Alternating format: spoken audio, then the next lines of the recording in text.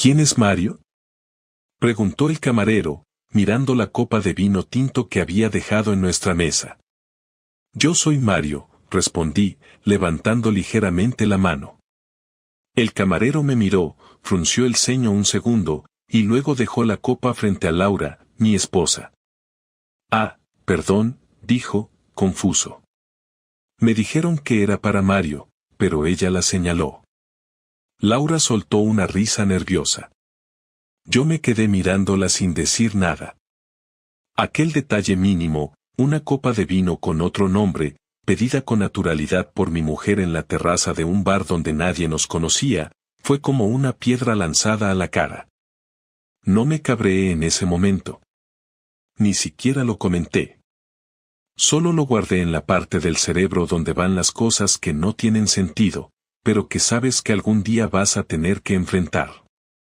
Llevábamos 12 años casados. Vivimos en Vallecas, en un piso de los de siempre, con muebles de IKEA y discusiones los domingos sobre qué serie ver. No éramos el matrimonio perfecto, pero hasta ese momento, tampoco teníamos nada fuera de lo normal. Hasta esa copa. Los siguientes días, mi cabeza fue una lavadora. Le di vueltas a todo. ¿Era Mario un nombre al azar? ¿Lo usó sin pensar? ¿O lo dijo por costumbre? Esa noche, cuando llegamos a casa, Laura actuó como si nada. Me preguntó si quería ver una peli. Yo dije que no, que estaba cansado. Me metí en la cama sin decir palabra y fingí que dormía mientras ella revisaba algo en su portátil. En ese momento, no sabía nada. No tenía pruebas, ni mensajes, ni fotos. Pero tenía algo mejor, intuición. Y esa, amigo mío, rara vez falla. Y así empezó todo. Con una copa de vino equivocada y una mentira demasiado bien ensayada. Esa noche dormí con la sensación de que algo estaba podrido en mi casa, y no por el vino. No era la primera vez que algo no encajaba, pero era la primera vez que me daba cuenta de verdad.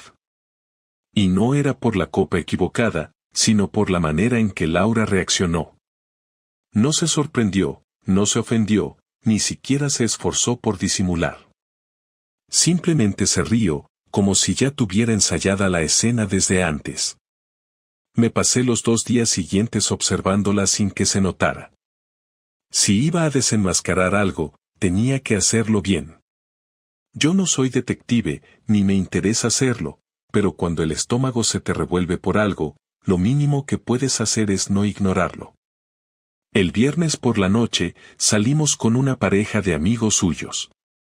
No los veía desde hace meses, pero por alguna razón, ella insistió. Te vendrá bien distraerte un poco, dijo. Me sonó raro, porque esa frase nunca salía de su boca. Ella era la primera en preferir quedarse en casa con su manta y sus tés raros. Acepté solo por ver hacia dónde llevaba todo esto. El plan fue una cena en un restaurante cerca de Atocha, y la conversación fue la típica de pareja en piloto automático. Entre el vino, las risas y las anécdotas de oficina, Laura se volvió alguien que yo no conocía. No por lo que decía, sino por cómo lo decía. Era como si yo estuviera sobrando en esa mesa. Cada vez que hablaban de algún evento o salida pasada, todos reían mientras yo hacía como que también estuve ahí. Lo peor fue cuando uno de ellos, Pablo, soltó algo que me heló la sangre. ¿Y qué pasó con la escapada a Bilbao? ¿No dijiste que fue un desastre? Laura se atragantó con el vino. La miré. No teníamos ninguna escapada pendiente ni viaje planeado que yo recordara. Ah, sí, dijo ella rápido, intentando sonar natural, te conté lo de la reunión, ¿no? Fue una pesadilla con los trenes y todo eso. Yo asentí sin decir nada. Claro que no me lo había contado. Ni siquiera sabía que había ido a Bilbao. Volví a mirar a Pablo. Él se dio cuenta enseguida de que había metido la pata y cambió de tema. El resto de la noche fue un borrón. No escuché más. Solo pensaba en esa escapada que no existía en mi calendario. Cuando volvimos a casa, ella se metió a la ducha sin decir palabra. Yo me quedé en el sofá, con la televisión encendida pero sin prestar atención. Tenía claro que Laura me había mentido, y también tenía claro que no iba a obtener la verdad con preguntas directas. Así que hice lo que nunca pensé que haría, decidí seguirla. El sábado por la mañana, fingí que tenía que trabajar un par de horas en la oficina. Me vestí con la misma ropa de siempre, preparé un café que ni siquiera me tomé y salí de casa. Esperé en la calle, justo donde no me pudiera ver por la ventana.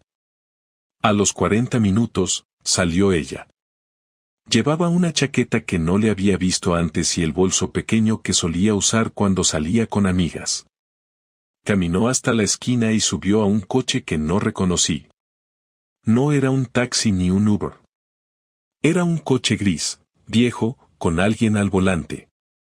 No pude ver su cara, pero sí vi la mano que asomaba por la ventanilla para abrirle la puerta a Laura.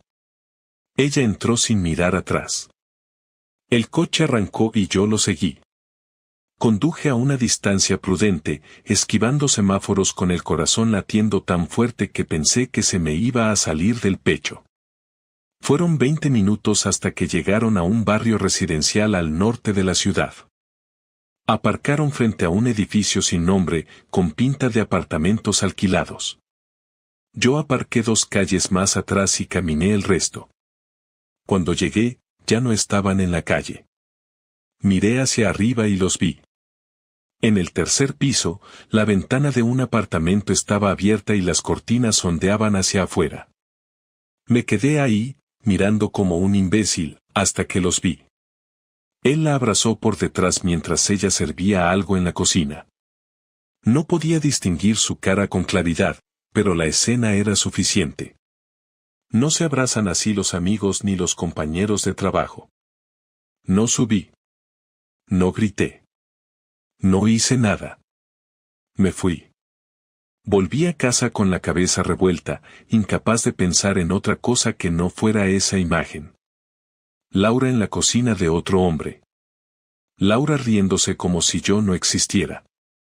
No era solo la traición lo que dolía, sino la seguridad con la que lo hacía. Como si supiera que nunca lo descubriría. Como si yo ya no fuera parte de su ecuación. Me senté en el salón, dejé el móvil sobre la mesa y me quedé mirando al suelo durante horas. Ya no hacía falta revisar su teléfono. Ya no tenía sentido preguntarle nada. Porque lo había visto. Y ahora, tenía que decidir qué hacer con esa imagen que no me iba a abandonar nunca. El domingo amaneció con un silencio espeso en casa. Laura seguía dormida cuando me levanté. Me senté en la cocina con un café que no terminé y pensé durante casi una hora cómo iba a hacerlo. Tenía la opción de no decir nada, de seguir fingiendo, de callarme como un idiota y esperar a que todo se apagara por sí solo. Pero después de verla con ese tipo, abrazados como si fueran una pareja de toda la vida, entendí que no podía permitirlo. No era solo el engaño, era la certeza con la que lo hacía. Ella contaba con que yo no me atreviera a mirar, con que me quedara en mi sitio mientras ella salía por ahí a hacer lo que le daba la gana. Y yo, por primera vez en muchos años, no tenía ganas de quedarme callado. Esperé a que se levantara. La oí en el baño, luego en el pasillo, y finalmente bajó a la cocina. Me vio sentado, aún con la taza en la mano, y me dijo buenos días como si todo estuviera en orden. No le contesté. Se acercó a la cafetera y empezó a prepararse uno. ¿Qué te pasa?, preguntó sin mirarme. ¿Qué tal en Bilbao?, dije de golpe.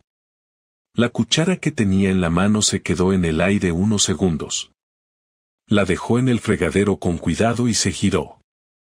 ¿Cómo dices? Bilbao. El viaje. ¿No me ibas a contar cómo te fue? Ya te lo conté, dijo, casi automática. No. No me contaste nada. Ni qué había sido, ni con quién, ni por qué. Y el viernes, tu amigo lo soltó sin querer. Se cruzó de brazos y me miró con esa cara de cuando intenta pensar rápido. Era una reunión. No fue importante. No quise preocuparte. ¿Y por qué no me dijiste nada? ¿Desde cuándo escondes reuniones? No lo escondí, simplemente no lo mencioné. Fue algo de último minuto. No tiene sentido hacer un drama de esto. No estoy haciendo un drama por una reunión. Estoy hablando de que subiste a un coche que no era un taxi, de que fuiste a casa de alguien y de que te vi en la cocina con él mientras te abrazaba. La expresión le cambió por completo. Ya no había espacio para excusas ni giros. Bajó la vista y se quedó callada. No dijo nada durante casi medio minuto. ¿Me seguiste? Sí. No puedo creerlo. ¿No puedes creer que te seguí o no puedes creer que te vi? Eso no te da derecho. Invadiste mi privacidad. ¿Y tú qué hiciste con la nuestra? Guardó silencio de nuevo. Esta vez no bajó la mirada. ¿Quién es Mario? Preguntó el camarero, mirando la copa de vino tinto que había dejado en nuestra mesa. Yo soy Mario, respondí, levantando ligeramente la mano. El camarero me miró, frunció el ceño un segundo, y luego dejó la copa frente a Laura, mi esposa. Ah, perdón, dijo, confuso. Me dijeron que era para Mario, pero ella la señaló. Laura soltó una risa nerviosa. Yo me quedé mirándola sin decir nada. Aquel detalle mínimo, una copa de vino con otro nombre, pedida con naturalidad por mi mujer en la terraza de un bar donde nadie nos conocía, fue como una piedra lanzada a la cara. No me cabreé en ese momento. Ni siquiera lo comenté.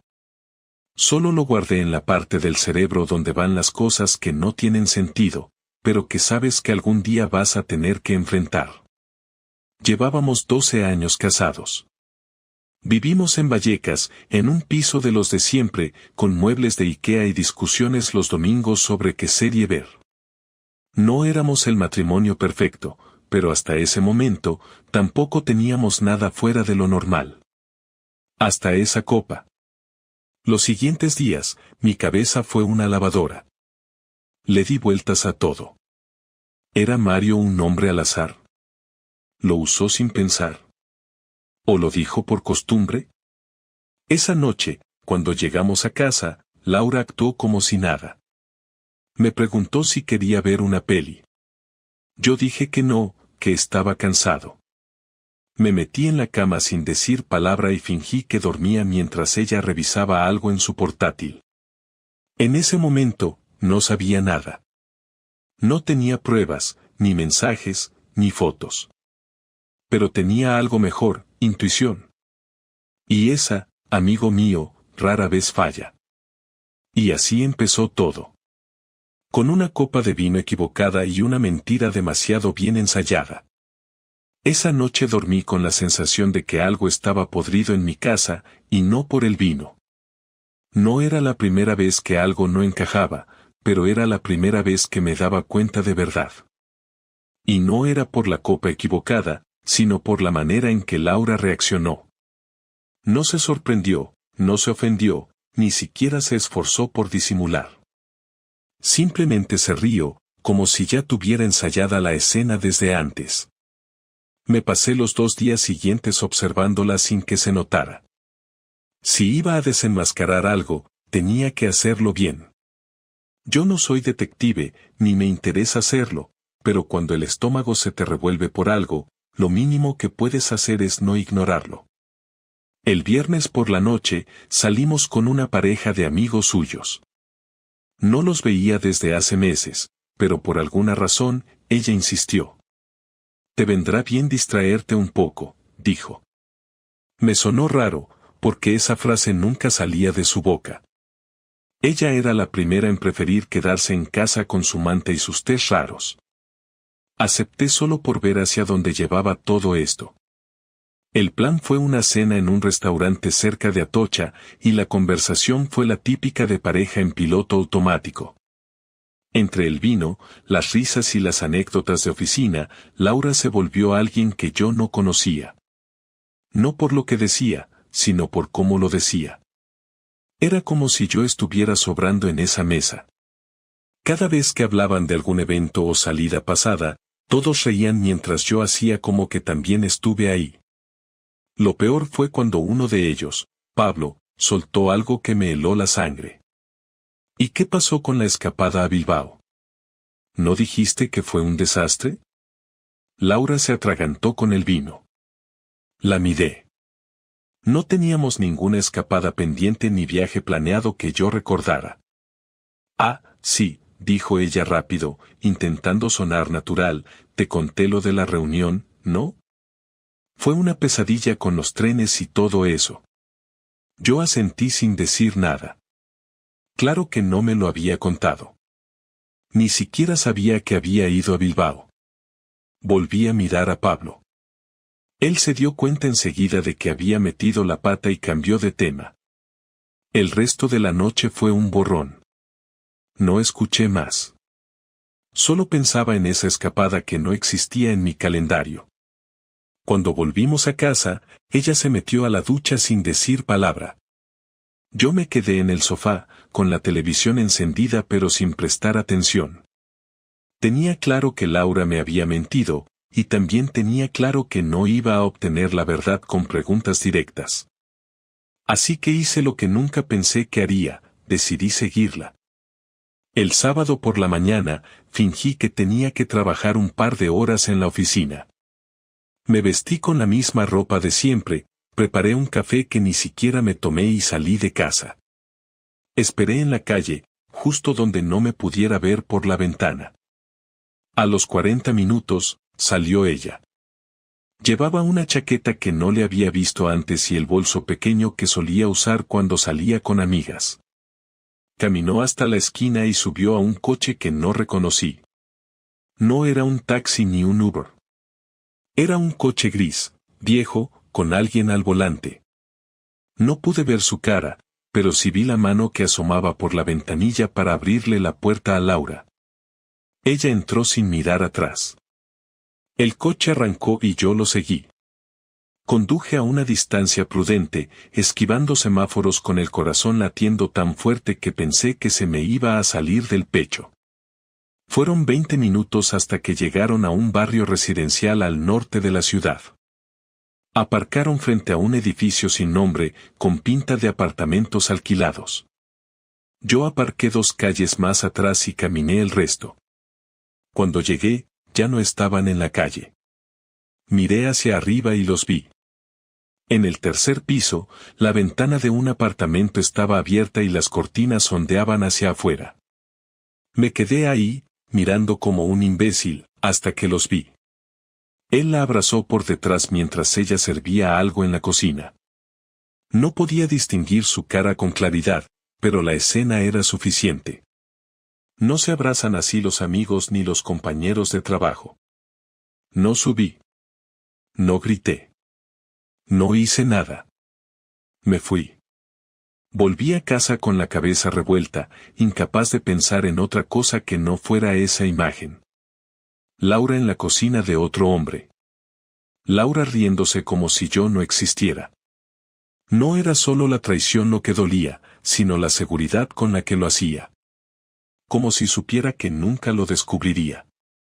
Como si yo ya no fuera parte de su ecuación. Me senté en el salón, dejé el móvil sobre la mesa y me quedé mirando al suelo durante horas. Ya no hacía falta revisar su teléfono.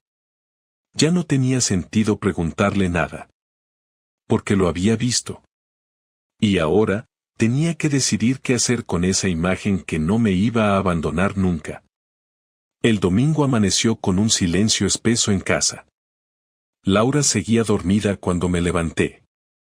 Me senté en la cocina con un café que no terminé y pensé durante casi una hora cómo iba a hacerlo. Tenía la opción de no decir nada, de seguir fingiendo, de callarme como un idiota y esperar a que todo se apagara por sí solo. Pero después de verla con ese tipo, abrazados como si fueran una pareja de toda la vida, entendí que no podía permitirlo. No era solo el engaño, era la certeza con la que lo hacía. Ella contaba con que yo no me atreviera a mirar, con que me quedara en mi sitio mientras ella salía por ahí a hacer lo que le daba la gana. Y yo, por primera vez en muchos años, no tenía ganas de quedarme callado. Esperé a que se levantara. La oí en el baño, luego en el pasillo, y finalmente bajó a la cocina. Me vio sentado, aún con la taza en la mano, y me dijo buenos días como si todo estuviera en orden. No le contesté. Se acercó a la cafetera y empezó a prepararse uno.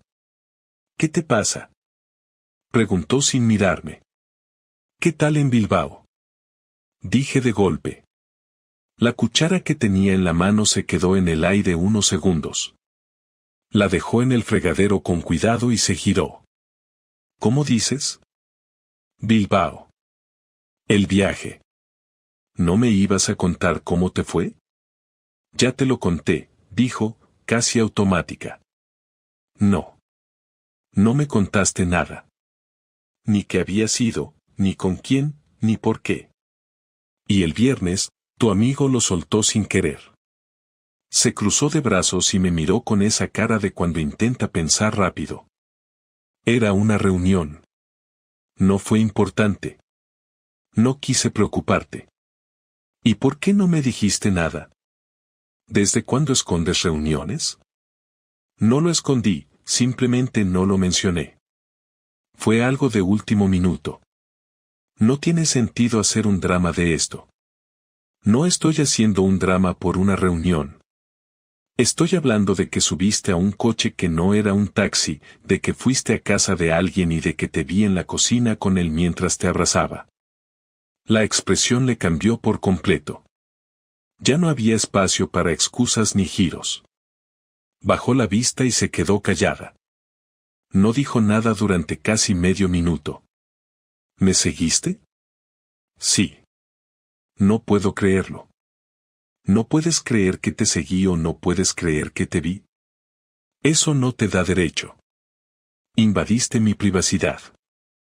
¿Y tú qué hiciste con la nuestra? Guardó silencio de nuevo. Esta vez no bajó la mirada, me miró directamente a los ojos. No fue planeado. Empezó hace poco. Nos vimos un par de veces. No es una relación, solo, pasó. ¿Y el viaje a Bilbao? Él vive allí. Nos vimos ese fin de semana, sí. Me equivoqué. Ya está. ¿Ya está? ¿Eso es todo? No quiero discutir. No estoy orgullosa de lo que hice, pero tampoco voy a fingir que estoy arrepentida. Estaba confundida, las cosas entre nosotros no estaban bien. Y en vez de hablarlo, ¿decidiste acostarte con otro? No fue solo sexo. Me sentí escuchada, comprendida. Algo que hace tiempo no pasa aquí. Ah, entonces es culpa mía. No he dicho eso. Pero lo piensas. Me engañaste y ahora intentas justificarlo con que yo no te escucho, como si fueras una víctima. No soy una víctima. Pero tampoco soy un monstruo. Estaba sola en la relación desde hace meses. Y ni siquiera tuviste el valor de decírmelo. Porque no quería perder esto. Esta casa. Nuestra rutina. Me dio miedo. No querías perder nada, pero sí querías tener a alguien más. No dijo nada. Se quedó quieta, apoyada contra el mueble de la cocina, con los ojos clavados en el suelo. Sentí un nudo en la garganta, pero no era tristeza, era rabia. Una rabia contenida por años de soportar cosas sin decir nada, de callar para evitar discusiones, de asumir que los problemas eran normales y que había que aguantar. Y ahora, en medio de esa cocina, entendía que todo eso no había servido de nada. Había estado casado con una persona que, en el fondo, ya no quería estar ahí. Te vas a ir, dije finalmente. ¿Qué? Te vas a ir. Hoy. Llévate lo que necesites. No quiero verte aquí esta noche. No puedes echarme de nuestra casa así. Claro que puedo. No soy yo el que destruyó el acuerdo. Fuiste tú. Así que ahora lidia con las consecuencias. Intentó decir algo, pero no le salieron las palabras. Me levanté y me fui al salón. Cerré la puerta. No lloré. No me vine abajo. Solo sentí una calma tensa, como si por fin hubiera terminado un ruido de fondo que llevaba demasiado tiempo soportando. No salió esa misma tarde. Laura se encerró en la habitación unas horas, luego se duchó y se fue sin decir a dónde. Volvió al anochecer con una bolsa de ropa, algunas cosas básicas y una expresión que no decía nada. Supuse que se había ido a casa de alguna amiga o tal vez al mismo sitio donde la había visto el sábado. Me daba igual. Dormí en el sofá, con la televisión encendida sin volumen, más por costumbre que por interés. No tenía hambre, no tenía sueño, no tenía ganas de hablar con nadie. Solo pensaba en lo que iba a hacer. No me bastaba con que se fuera. Algo dentro de mí exigía que sintiera lo que yo sentía al verla con ese tipo, que le doliera el pecho como me dolió a mí en esa calle, viendo cómo sonreía en una cocina que no era nuestra. La mañana siguiente fue el comienzo. Me levanté temprano y empecé a hacer una copia completa de nuestros archivos compartidos. Fotos, vídeos, documentos, todo lo que tenía su nombre. Pero no era eso lo que me interesaba.